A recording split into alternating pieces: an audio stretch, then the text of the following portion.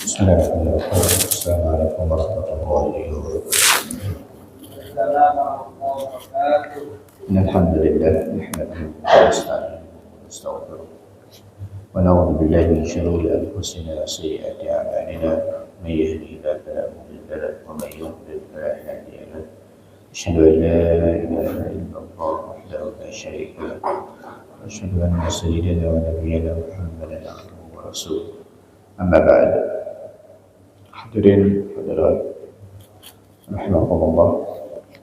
Alhamdulillah, pada subuh hari ini kembali Allah Subhanahu wa taala bangunkan kita setelah kita dimatikan beberapa saat. Mudah-mudahan amanah hidup di hari ini dapat kita manfaatkan sebaik-baiknya buat mendekatkan diri kepada Allah Subhanahu wa taala.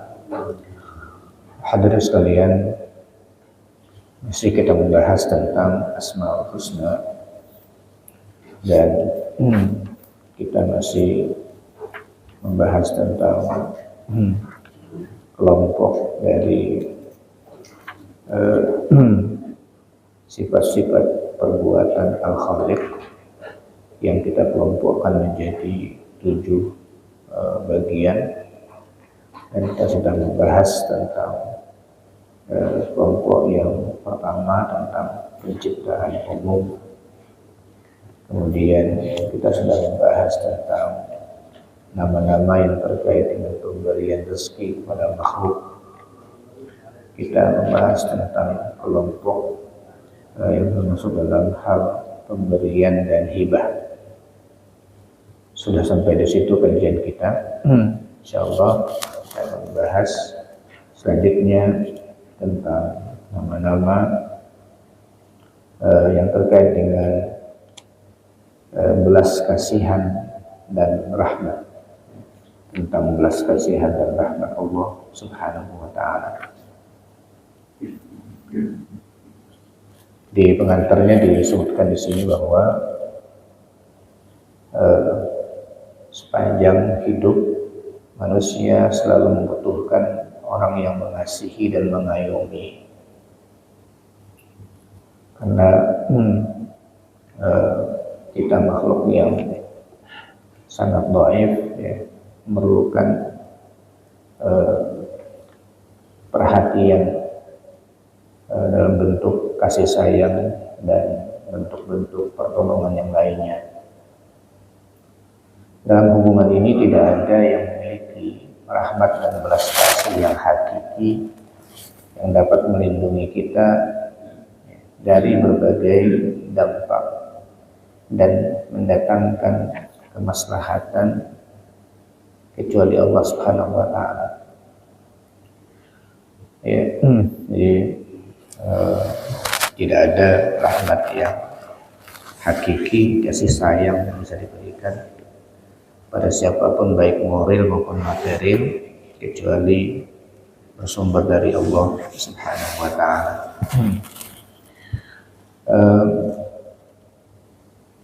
Dialah yang pencipta jagat raya, dan di tangannya lah terletak segala perkara. Maka dari nama ini,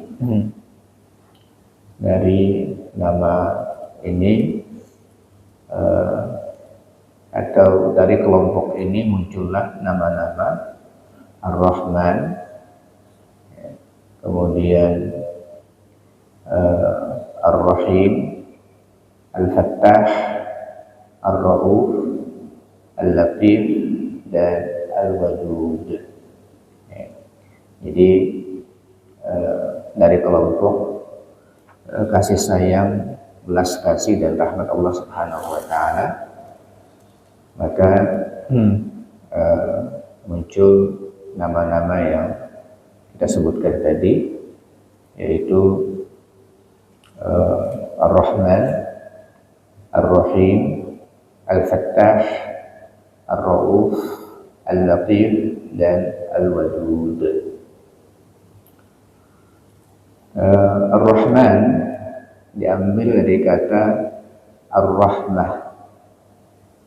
Ar-Rahman diambil dari kata ar-rahmah yang pada makhluk berarti lembut hatinya, baik dalam melakukan perbuatan, itu namanya ar-rahmah. Semuanya makna ar-rahmah kembali kepada arti kelemah lembutan.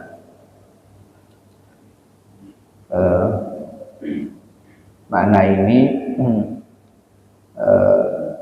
tidak layak bagi Al-Khaliq, tetapi makna Ar-Rahman bagi Al-Khaliq adalah menganugerahkan kenikmatan kepada setiap makhluknya yang berhak maupun yang tidak berhak. Nah itu Ar-Rahman artinya adalah pemberian Allah, kasih sayang Allah Subhanahu wa taala kepada seluruh makhluk. Kita bisa lihat di surah Al-Isra ayat 110. Allah Subhanahu wa taala berfirman, "Qul ud'ullaha aw ud'ur rahman, ayyamma tad'u falahul asmaul husna. ولا تجهر بصلاتك ولا تخافت بها وابتغ بين ذلك سبيلا."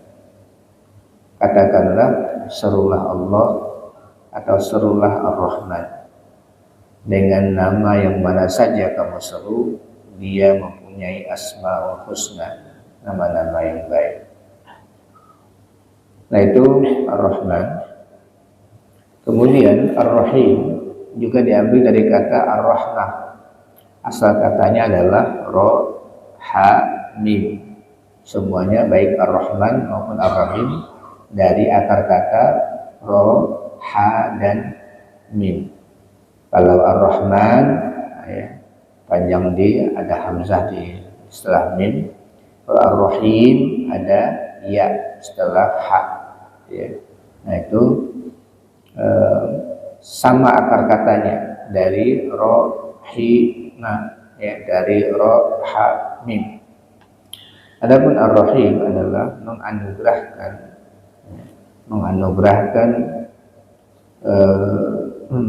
semua atau menganugerahkan kasih sayangnya hanya baik besar maupun kecil kepada yang berhak menerimanya.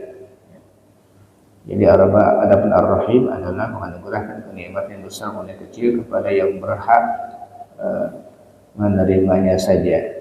Itu Ar-Rahim.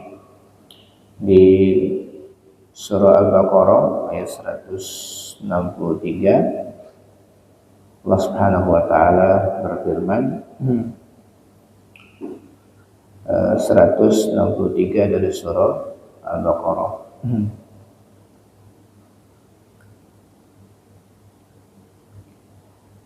Allah Subhanahu wa taala berfirman, "Wa ilahukum ilahu wahidun la ilaha illa huwar rahmanur rahim."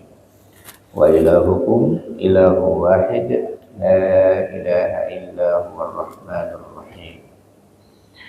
Ya, itu tapi secara umum kalau kita mau membedakan antara Ar-Rahman dengan Ar-Rahim, Ar-Rahman artinya adalah rahmatullahi al-wasi'ah, rahmat Allah yang luas, rahmat Allah yang luas maksudnya yang mencakup seluruh makhluk. Itu namanya Ar-Rahman. Mau baik makhluk itu, mau tak baik, membangkang atau taat, semua dikasih rahmatnya Allah. Contoh, Allah masih kasihkan dia udara, oksigen, sehingga dia bisa bernapas dengan leluasa meskipun dia membangkang perintah Allah, bukan orang baik. Allah masih kasih dia matahari otomatis juga gratis, juga enggak hanya dikasih kepada orang yang tidak baik. Allah sediakan air untuk dia minum, untuk dia makan, sediakan makanan. Tidak juga ketika orang yang beriman makannya jadi makanan bermanfaat. Kalau mereka yang membangkang tidak bermanfaat, maka itu enggak juga. Semua yang kayak gitu adalah karena kasih sayang dari rahmannya Allah.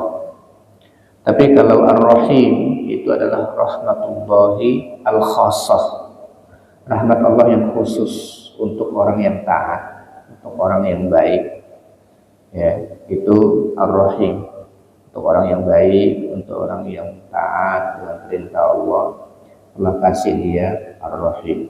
Jadi dua-duanya, orang yang baik, orang yang taat itu dapat dua-duanya, baik Ar-Rahman maupun Ar-Rahimnya Allah Subhanahu wa ta'ala. Nah, manusia sangat memerlukan hal tersebut.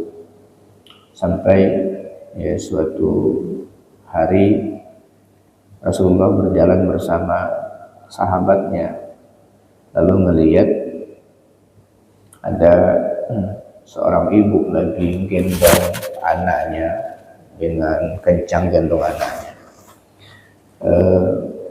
Lalu Rasul menyatakan, bertanya kepada sahabat, kira-kira kebayang nggak ibu kayak gini tega melemparkan anaknya, buang anaknya? Jadi ibu lagi gendong anak. Kata Rasul, kebayang nggak ada ibu yang tega-teganya mau melempar anaknya, buang begitu saja? Kata sahabat, nggak mungkin lah wahai Rasul. Ya, kata Rasul, wallahi arhamu li ibadihi min hadhihi li waladiha.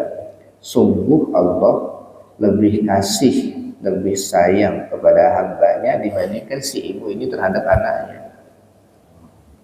Ya, jadi Rasul ingin menggambarkan betapa perhatian, kasih sayang dari Allah kepada makhluknya, ya, sehingga digambarkan nggak mungkin Allah menelantarkan hambanya sebagaimana si ibu, ya, si ibu tidak mungkin menelantarkan anak-anaknya.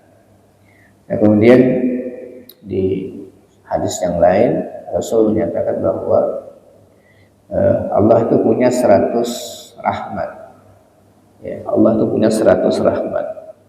99 rahmat itu disimpan untuk di surga nanti. 99 rahmatnya itu disimpan untuk ke surga. Satu rahmat itu dibagi untuk kasih sayang hamba ini di dunia. Ini pun sudah satu rahmat itu sudah kita merasakan betul-betul perhatian Allah. Bagaimana makhluk dengan sesama itu bisa kasih sayang. Itu dengan hanya satu rahmat Allah. 99 nanti di surga. Gimana kasih sayang Allah nanti itu untuk penduduk surga itu. Nggak kebayang ya. Jadi itu Rahman dan Rahimnya Allah Subhanahu wa ta'ala.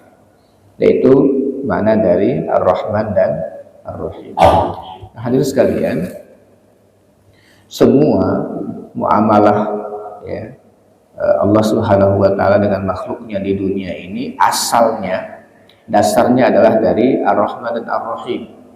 Makanya baru kita mulai ngaji, buka Al-Quran, yang pertama kita baca apa? Bismillahirrahmanirrahim, dengan menyebut nama Allah yang Rahman dan Rahim. Jadi yang pertama kita buka Al-Quran, langsung kita ketemu kata kuncinya bahwa Allah dengan makhluknya itu ya, muamalahnya adalah berdasarkan kasih sayang, berdasarkan kasih sayang. Jadi muka Allah itu selalu ditunda sampai keterlaluan lah, makhluknya terlaluan, baru ada muka Allah, ada hukuman dari Allah. Tapi asalnya adalah kasih sayang, ya, adalah kasih sayang. Nah, itu Ar-Rahman dan Ar-Rahim.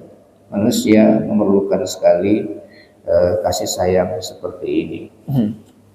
Kemudian di antara nama yang terkait dengan pemberian dan belas kasih ini adalah Al-Fattah, ya, adalah Al-Fattah. Al-Fattah dalam bahasa Arab adalah bentuk superlatif ya, dari kata Al-Fath, ya, Al-Fatih, dari kata Al-Fatih, yang maknanya yaitu membuka sesuatu. Fataha itu artinya membuka sesuatu. Nah, kalau Al-Fattah artinya adalah yang membuka pintu limpahan rahmatnya bagi umat manusia, ya, yang membuka pintu limpahan rahmatnya bagi umat manusia dan membuka bagi mereka pintu kemenangan dan rahmatnya. Jadi itu Al-Fattah, membuka berbagai macam hal yang nggak kebuka, mentok, kita kayak nggak bisa cari jalan keluar masalah. Nah, mintanya dengan apa? Al-Fattah, ya, minta dengan Al-Fattah. Nah, jadi tidak ada namanya sesuatu yang betul-betul mampet gitu ya, nggak bisa sama sekali ada solusinya, enggak, ya. Allah nawarkan dirinya untuk didekati dengan nama Al-Fattah, ya, dengan nama Al-Fattah. Maka banyak-banyak kita minta dengan nama Al-Fattah, minta dibukakan pintu ilmu, minta dibukakan pintu rezeki, minta dibukakan pintu terbebas dari masalah yang lagi kayaknya susah untuk dicarikan solusinya. Itu semua adalah makna dari Al-Fattah. Nah, di antaranya adalah kemenangan yang disebutkan di dalam surah Al-Fatah ayat 1, Inna fatahna laka fatham mubina. Inna fatahna laka fatham mubina. Sesungguhnya kami bukakan untuk kalian, berikan kepadamu kemenangan yang nyata.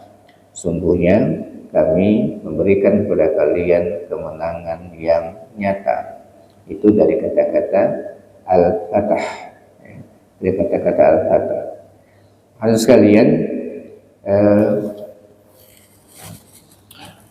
Allah Subhanahu wa Ta'ala telah membuka pintu kemenangan bagi Rasulullah dalam menghadapi musuh-musuhnya. Juga dibukakan untuk beliau pintu penaklukan dunia. Itu semua dari makna kata Al-Fattah, Al-Fatah, ya, Al-Fathu. Dan Allah memiliki nama Al-Fattah tersebut. Ini sangat terasa, ya, kita memerlukan berbagai macam solusi dalam menghadapi berbagai macam persoalan. Maka mintalah dengan nama Al-Fattah, ya, minta dengan nama Al-Fattah. Samping itu, dengan rahmatnya Allah membuka pula pintu ilmu pengetahuan, ya, dan berbagai ilmu yang berguna, serta membukakan bagi manusia pintu kebaikan. Nah, ilmu juga kalau kita ingin dapat, maka minta dengan nama Al-Fattah. Nah, kunci-kunci gudang ilmu itu di mana? Al-Quran, ya. Tapi nggak semua dibukakan oleh Allah, hanya dibukakan orang tertentu saja yang minta dekat sama Dia. Rahasia kata, rahasia hubungan antar ayat itu kebuka sama orang-orang tertentu, ya. Jadi ini banyak sekali kita temukan dalam kajian-kajian para ulama, ya, yang menghadapi masalah-masalah baru, ya, menghadapi masalah-masalah baru, kemudian belum ada hukum yang diputuskan oleh para ulama. Itu nyarinya dari mana? Yang paling pertama ya mereka buka dulu lembaran-lembaran Al-Quran, buka lembaran-lembaran Al-Quran, mereka kaji lagi, mereka bahas lagi, ketemu kadang-kadang tuh, ya, tuh ketemunya yang kita tuh biasa bacanya, tapi nggak ketemu gimana itu bisa dijadikan dalil itu. Contoh, ketika terjadi di dunia modern kayak begini, ya, di dunia modern kayak begini ada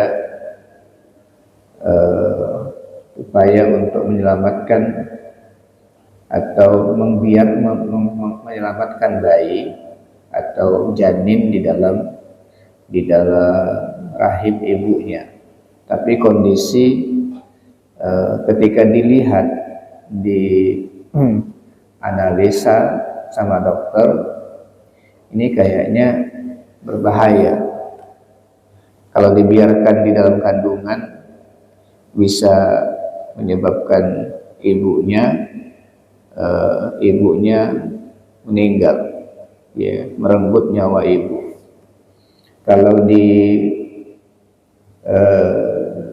Kalau dipertahankan seperti apa? Kalau digugurkan seperti apa?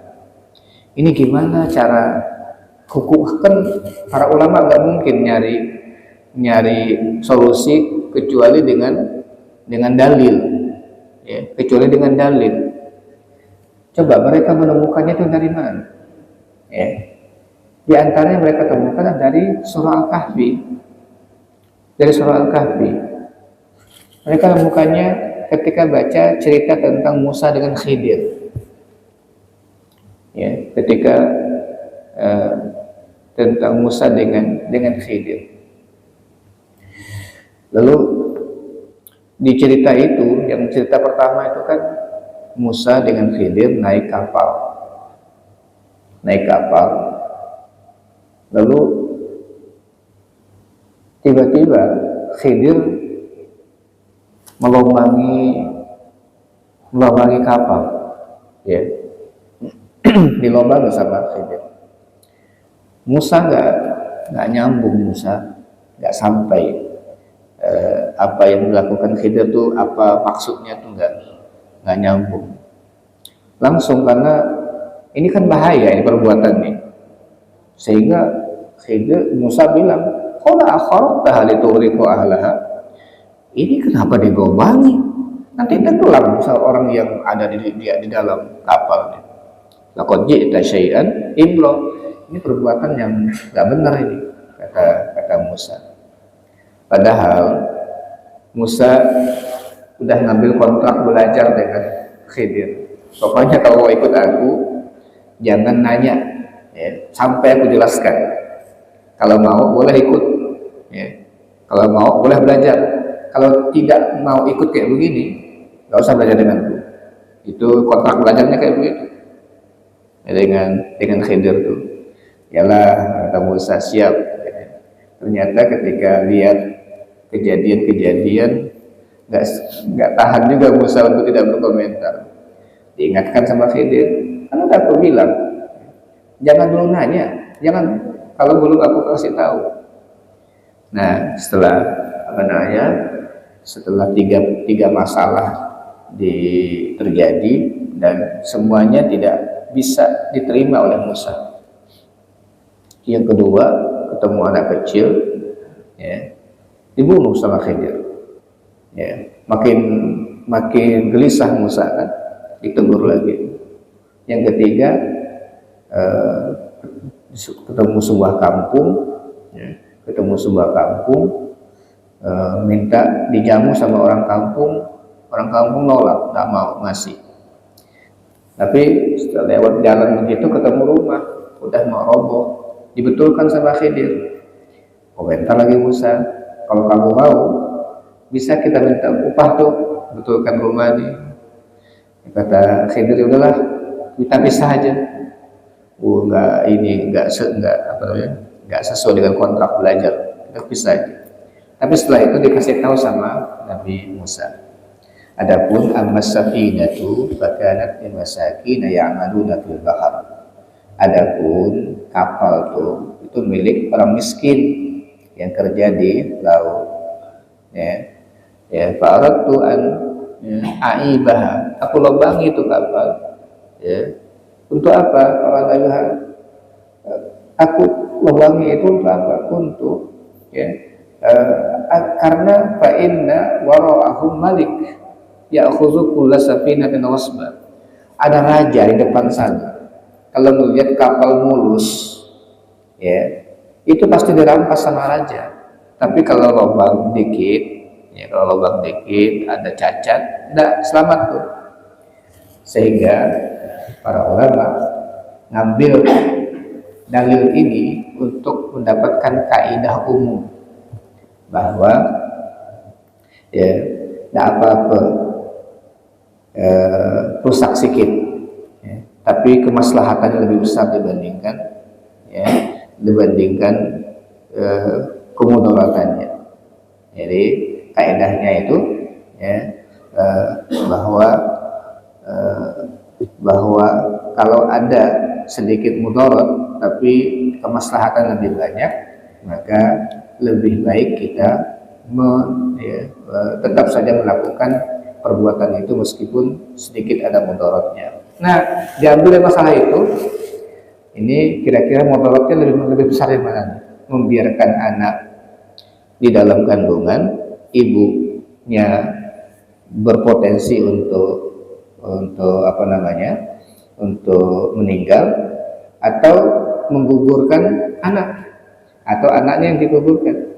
Sehingga mereka mengatakan yang lebih maslahat adalah membiarkan yang sudah jelas hidupnya.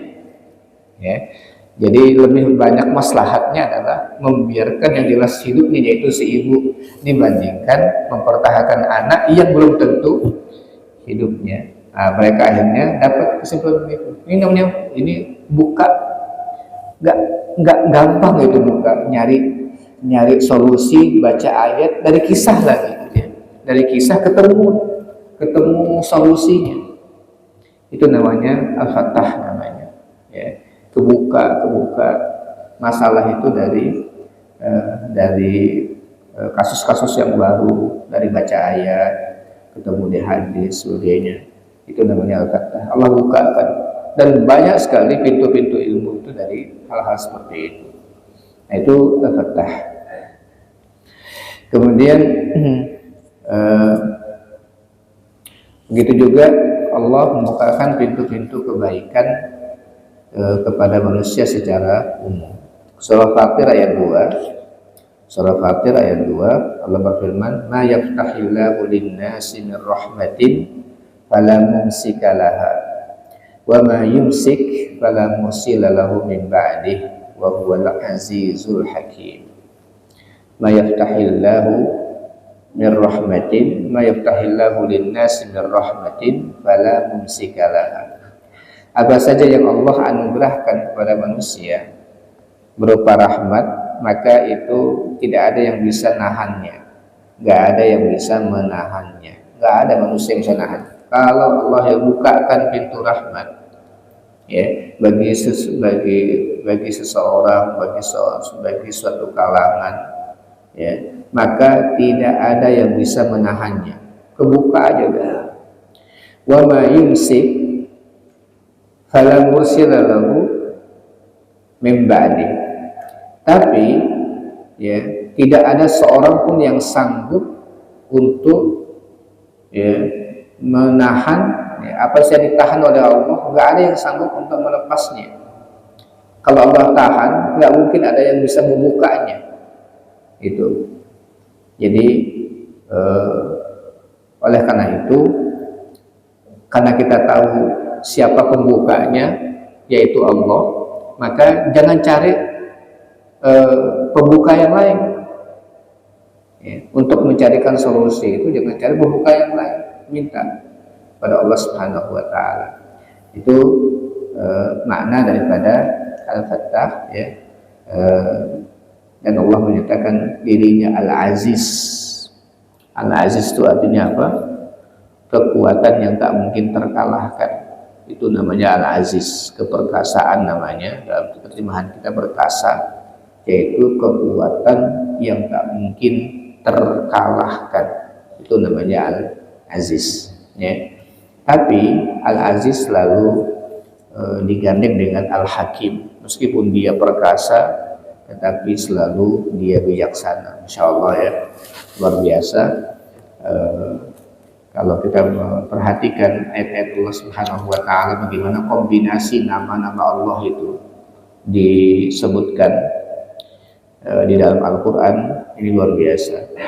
Ini digandeng dengan nama ini, disebutkan kadang-kadang satu, kadang-kadang dua, ya, di ujung-ujung ayat itu.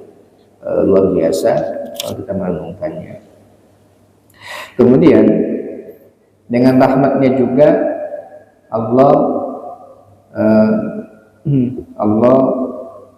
membukakan bagi mereka keputusan yang hak, ya. Allah membukakan untuk mereka keputusan yang hak. Nah, ini juga tidak gampang. Dalam kehidupan kita sering berhadapan dengan masalah yang kita harus memutuskannya. Dari sekian yang ada di hadapan kita harus menyelesaikan atau memutuskan satu dari sekian masalah yang ada.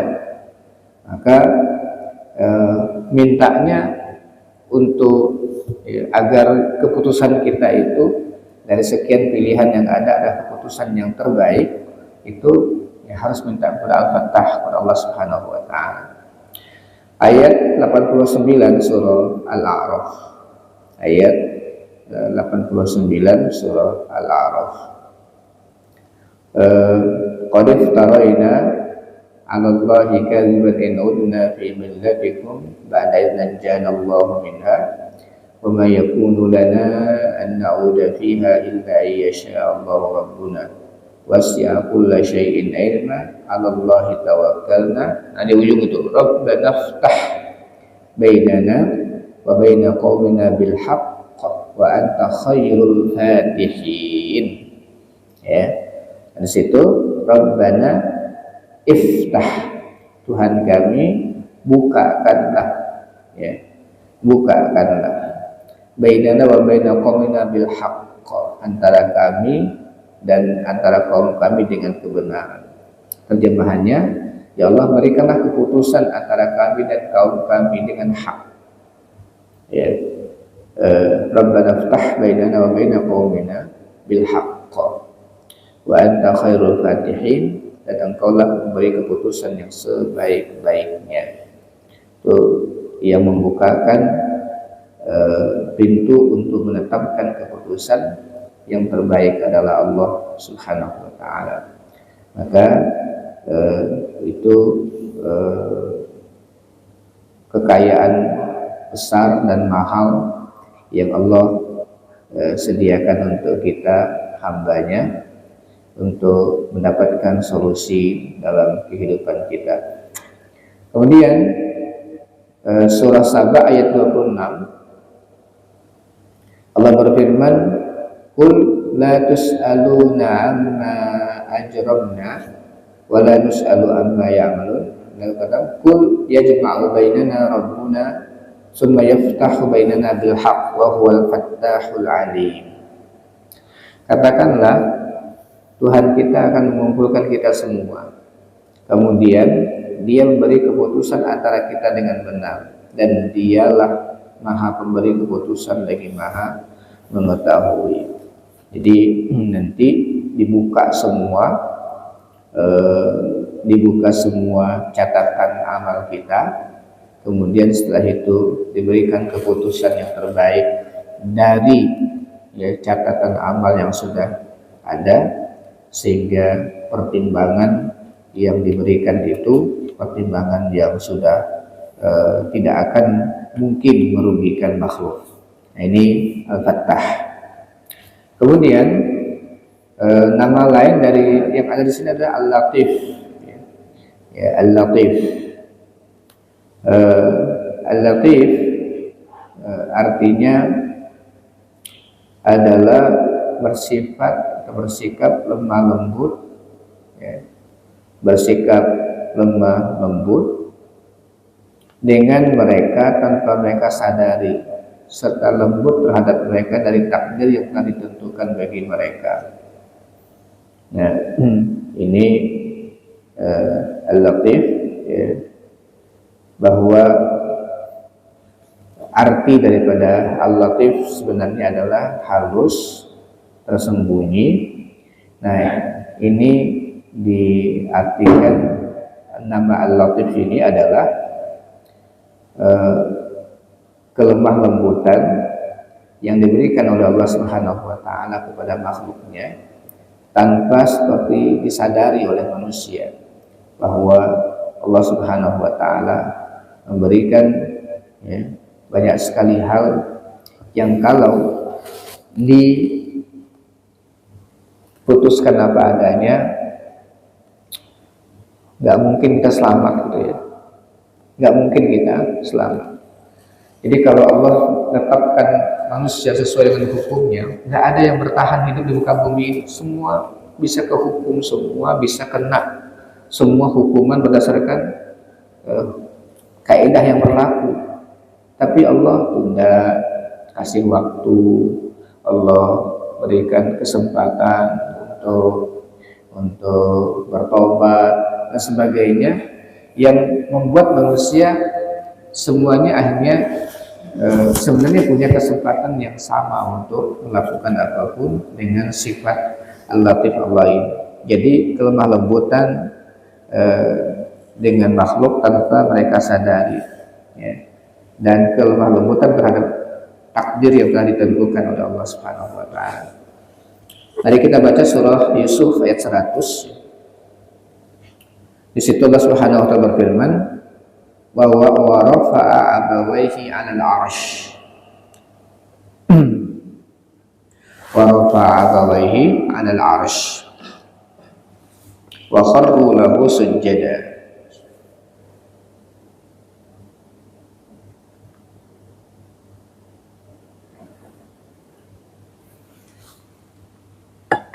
Wa rafa'a abawaihi 'alal 'arsy wa kharru lahu sujada wa qala ya abati hadha ta'wilu ru'yaya min qabl qad ja'alaha rabbi haqqan wa qad ahsana bi id akhrajani minas sijni wa jaa'a bikum minal badwi min ba'di an nazagha asy-syaitan baini wa baina ikhwati inna rabbi latifun. Nah, di situ inna rabbi latiful lima yasha innahu huwal alimul hakim. Muncul kata latif di situ, ya. Wa rafa'a abawaihi 'alal 'arsy, ya. Dan Nabi Yusuf mengangkat kedua orang tuanya ke singgasana beliau, ya, ke singgasana beliau. Kan sebagai seorang pembesar, ya, letakkan ibunya, bapaknya di singgasana. Wa kharru lahu sujada, dan mereka pun akhirnya tersungkur sujud kepada Yusuf, dan pada saat itu syariat Bani Israel membolehkan hal itu untuk penghormatan. Waqal, dan Nabi Yusuf mengatakan, ya abati hadza ru'yaya, ya, hadza ru'yaya hadza ta'wilu ru'yaya min qabl. Ini sebenarnya takwil mimpiku yang dulu tuh, bapakku, ini takwil mimpiku yang dulu waktu kecil, ya. Di awal surah Yusuf aku melihat ada, ya, ini ra'aitu ahada asyara kaukaban, ada 11 bintang, ya, wasyamsa wal qamar, ada matahari dan bulan, semuanya sujud kepadaku. Ternyata yang 11 itu adalah saudara-saudaranya, matahari bapaknya, bulan adalah ibunya, semua sujud kepadaku. Nah, ketika kumpul semua, ya, setelah berpencar lama, lalu akhirnya diboyong sama Yusuf ke Mesir. Yusuf bilang, bapakku, ini takwil mimpiku yang dulu, takwil mimpiku yang dulu. Qad ja'alaha rabbi haqqan, ya. Qad ja'alaha rabbi haqqan. Allah jadikan takwil itu betul-betul kejadian, ya. Betul-betul hak kejadian ternyata, ya. Nah, kemudian nah sini baru potongan terjemahnya dari sini, dari ayat wa qad ahsana bi, ya, wa qad ahsana bi in akhrajani minas sijin. Sungguhnya Tuhanku telah berbuat baik kepadaku ketika Dia membebaskanku dari as-sijin, dari penjara, ya. Ketika Tuhanku telah, ya, membebaskanku dari penjara, dan waja'a bikum minal badui, kemudian membawa kalian, ya, dari padang pasir sana, ya, dari kampung yang jauh tempat kalian tinggal. Waja'a bikum minal badui min ba'di an nazagha syaitan baini wa baina ikhwati, setelah terjadinya kerusakan hubungan antaraku dengan saudara-saudaraku. Jadi sempat Nabi Yusuf sangat luar biasa ini santunnya, ya. Diperlakukan luar biasa oleh saudara-saudaranya, tapi nggak nyalahkan saudaranya. Ada hubungan tak baik antara aku dengan saudaraku, setan yang mempengaruhinya. Gitu aja disebutkan sama Yusuf. Nah, Nabi Yusuf merasakan, ya, skenario semua itu dari awal sampai ketemu semuanya itu adalah perbuatan Rabbi yang latif, ya.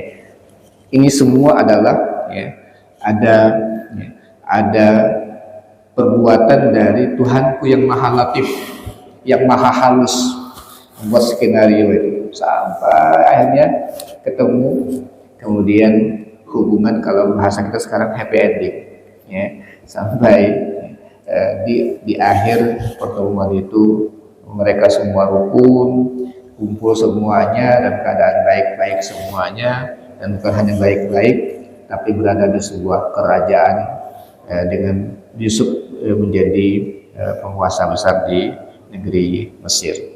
Nah, itu Nabi Yusuf mengatakan inna rabbi latiful lima yasha, ya. Inna rabbi latiful lima yasha. Sungguh Tuhanku maha lembut terhadap apa yang Dia kehendaki. Halus mainnya, gitu ya. Terus ini, ya, halus sekali skenario yang dibuatkan oleh Allah Subhanahu wa taala. Nah, ini yang kita nggak boleh terburu-buru untuk memutuskan sesuatu. Kalau ada kejadian menimpa kita, langsung ini kadang-kadang muncul di mulut orang nih, tidak adil Allah, ya. Kayak gitu muncul kata-kata tidak boleh keluar, gitu. Tidak boleh keluar, ya. Padahal belum dapat ininya, ya, belum dapat apa hikmahnya, itu belum dapat. Langsung karena kecewa muncul kata-kata yang tidak boleh keluar tentang Allah Subhanahu wa taala. Nah, Yusuf menyatakan inna rabbil latiful lima yasha. Sungguhnya Tuhanku maha lembut terhadap apa yang Dia kehendaki. Sungguhnya Dialah yang maha mengetahui lagi maha bijaksana, insyaallah, ya. Nah, itu makna daripada latif. Kemudian selanjutnya ada ar-rauf, ya, ada ar-rauf, yaitu maha membelas kasih, maha membelas kasih. Itu ar-rauf, ya, maha membelas kasih. Bisa kita baca di akhir surah Al-Baqarah ayat 143, ya, akhir surah Al-Baqarah ayat 143. Di situ Allah Subhanahu wa taala berfirman, agak panjang ayat ini, wa kadzalika ja'alnakum ummatan wasatan litakunu syuhada'a 'alan nas wa yakuna ar-rasulu 'alaikum syahida wa ma ja'alna al-qiblata allati kunta 'alaiha illa lina'lama man yattabi'ur rasul mimman yanqalibu 'ala 'aqibai wa in kanat lakabiratan illa 'alal ladzina hadallahu wa ma kana Allahu liyudhi'a imanakum. Ada di ujungnya, innallaha bin nasi la raufur rahim. Innallaha bin nasi la raufur rahim. Sesungguhnya Allah terhadap manusia maha pengasih lagi maha penyayang kepada manusia. Ya, la rauf, maha pengasih yang berbelas kasih kepada manusia, ya, kepada manusia. Nah, itu ar-ra'fah, ya, itu ar-ra'fah. Bagaimana Allah Subhanahu wa taala memberikan, ya, harapan, memberikan sesuatu kepada makhluknya, ya, kepada makhluknya, akhirnya sesuai dengan apa yang diharapkan oleh makhluknya. Itu ar-rauf. Kemudian terakhir al-wadud, ya, al-wadud diambil dari kata-kata al-wadud, yaitu yang mencintai. Itu namanya wadud, dari kata wud, mawaddah, muncul dari kata-kata itu, al-wadud. Adapun kecintaan Allah adalah khusus kepada sekelompok hambanya dari orang-orang mukmin yang patuh dan taat, ya.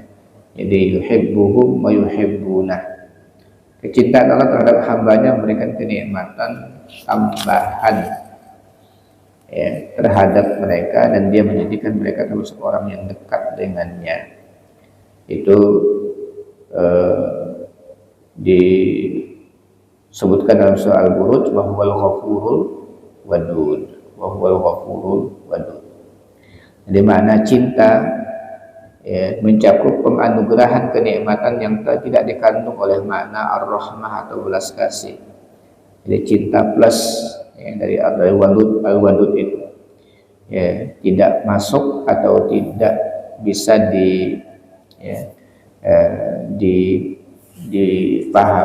ditangkap atau dicakup oleh ar-Rahman, tapi dia tambahan dari al-wadud. Nah, ini hadirin rahimakumullah, nama Asmaul Husna yang terkait dengan beberapa nama yang terkait dengan belas kasih, ya, tentang belas kasih yang sangat diperlukan dalam kehidupan manusia. Mudah-mudahan dengan kita mempelajarinya, kita manfaatkan, karena Allah minta kepada kita, walillahi al-asmaul husna fad'uhu biha. Allah punya asmaul husna, minta doa dengan nama-nama itu. Jadi Allah yang akan mempersilahkan ke kita, ya. Allah mempersilahkan kepada kita. Jadi lebih mudah masuknya, lebih keterima kalau kita minta itu sesuai dengan kebutuhan kita, ya. Kalau sekarang kan katanya kalau mau buka, kalau kita mau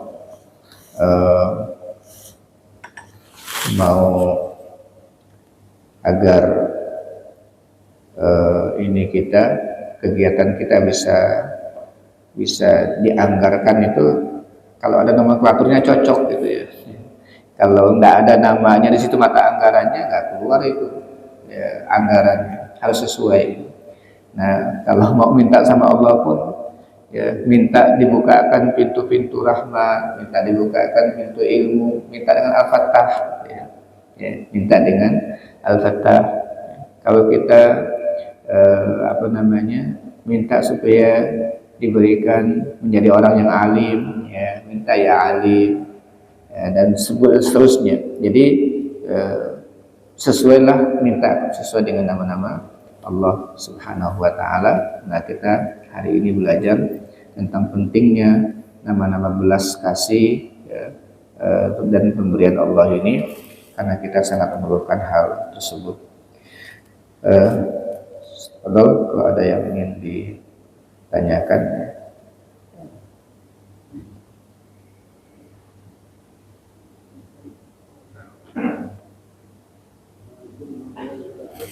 Assalamualaikum warahmatullahi wabarakatuh.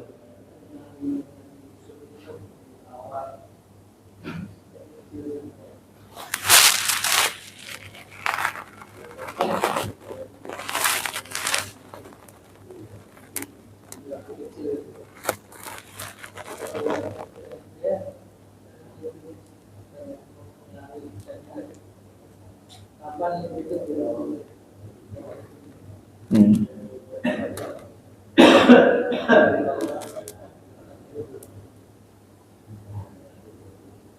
Iya.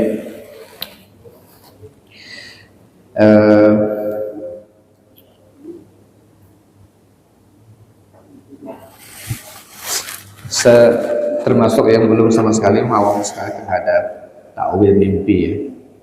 Tapi dalam kitab-kitab hadis bahkan ada orang khusus ya, punya kitab ya, para ulama juga punya kitab bagaimana mentakwil mimpi.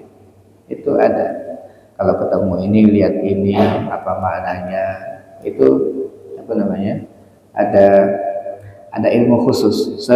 Belum sama sekali nyentuh ilmu ini tapi memang di antara yang disebutkan oleh Allah ya, pintu ini, ilmu ini ada dasarnya ya, dasarnya jelas. Nabi Yusuf itu dikasih kelebihan sejak awal, itu dari kecil ternyata ada kelebihan yang diberikan Allah kepada beliau, yaitu takwil mimpi. Dan Nabi Muhammad juga kadang-kadang minta ke sahabatnya, tadi malam yang baik-baik mimpinya tolong kasihkan ke aku, ceritakan, nanti ditakwil sama Rasulullah ya, ditakwil sama Rasulullah. Jadi ya kayak ini kan mimpinya ketemu yang melihat bintang ya, ada matahari, ada bulan ya, sujud ya, kayak gitu. Nah sekarang tuh ada, sebelum belum belajar sama sekali tentang ini bintang apa artinya, ini matahari apa artinya, ini bulan apa artinya, kemudian itu ada ininya, ada makna-maknanya yang ditahu. Dalam Sahih Bukhari atau Sahih Muslim ada bab khusus tentang itu, tapi belum mendalam, dan sebagian besar memang ya belum tahu juga ya, belum tahu juga apa yang akan terjadi ya, ternyata ini takwil mimpiku ya, gitu ya, takwil mimpiku seperti ini ya ya betul. Iya, pemahaman, kalau bahasa para ulama, pemahaman yang diberikan oleh seorang bapak kepada anaknya udah bahwa mimpi seorang nabi itu bukan mimpi biasa tapi wahyu, gitu ya. Jadi nah itu kalau kita belajar tentang parenting itu, ini keberhasilan bapak mendidik anaknya tentang agama sehingga paham siapa bapaknya, posisinya seperti apa. Kalau seperti ini bukan sesuatu yang biasa, ini maknanya ini. Langsung ditangkap oleh ya Ismail.